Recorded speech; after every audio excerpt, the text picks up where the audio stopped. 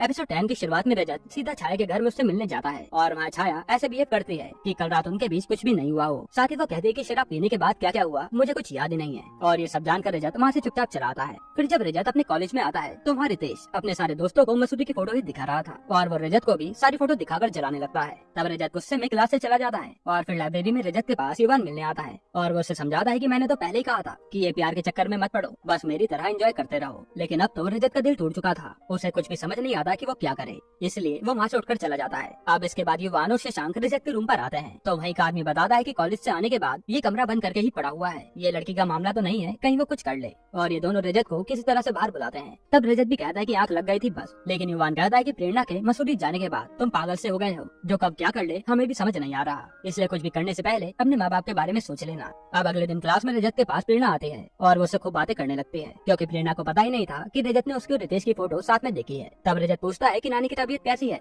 और प्रेरणा कहती है कि हाँ वो ठीक है। फिर प्रेरणा रजत युवान और शशांक के लिए मसूरी से जो गिफ्ट लाई थी वो देती है, जिसमें उसने रजत को एक फोटो फ्रेम दिया था और रजत सोचता है कि इसमें तुम उसी की फोटो लगा लो ना जिसके साथ घूमने गई थी, पर वो प्रेरणा से कुछ भी नहीं कहता। फिर प्रेरणा कहती है कि क्लास के बाद साइबर कैफे चलें और रजत भी हाँ कर देता है। इसके बाद ये दोनों साइबर कैफे में आते हैं जहाँ सारे लोग बैठे अपना काम कर रहे थे। तब प्रेरणा रजत से पूछती है कि वैलेंटाइन डे कैसा रहा। तब रजत कहता है वही दोस्त वही बातें और क्या। तो फिर वो प्रेरणा से पूछता है कि तुम्हें तो मजा आया होगा, लेकिन प्रेरणा कहती है नहीं सब बोर था। तब रजत कहता है कि बोर कैसे, तुम तो अपने प्यार रितेश के साथ गई थी तो मजा तो आया ही होगा। इस पर प्रेरणा कहती है कि तुमसे ये सब बकवास किसने कही और रजत प्रेरणा को सुनाने लगता है, जिसके कारण प्रेरणा वहाँ से उठ के जाने लगती है। फिर रजत उसे वहीं पर रोकर कहता है कि अगर मैं तुम्हें किस कर देता तो हम गर्लफ्रेंड बॉयफ्रेंड बन जाते ना, लेकिन हमने ये सब नहीं किया, इसलिए तुम मुझे छोड़कर किसी और के साथ वैलेंटाइन डे मनाने चली गई। तब प्रेरणा ये सब सुनकर वहाँ से बाहर चली जाती है, लेकिन यहाँ भी रजत उसे आगे जाने नहीं देता। तब प्रेरणा कहती है कि रितेश मेरा बॉयफ्रेंड नहीं है और रजत फिर से प्रेरणा को सुनाने लगता है कि बॉयफ्रेंड नहीं है तो मुझसे इतना चिढ़ता क्यों है, तुम्हारे साथ घूमता क्यों है। इस पर प्रेरणा भी रजत को सुनाती है कि रितेश मेरा बहुत पहले बॉयफ्रेंड था और उसके साथ मैं बहुत पहले मसूरी गई थी। और ये सब सुनाने के बाद वो वहाँ से चली जाती है। अब रजत को भी अपनी गलती का एहसास होता है कि शायद उसने ज्यादा ही रिएक्ट कर दिया और यहीं पर एपिसोड 10 और इस वेब सीरीज का पहला सीजन खत्म होता है। दोस्तों इसके अगले सीजन में पता चलेगा कि क्या रजत प्रेरणा को मना पाता है या नहीं और क्या छाया और रजत फिर से क्लोज आ पाते हैं या नहीं। वैसे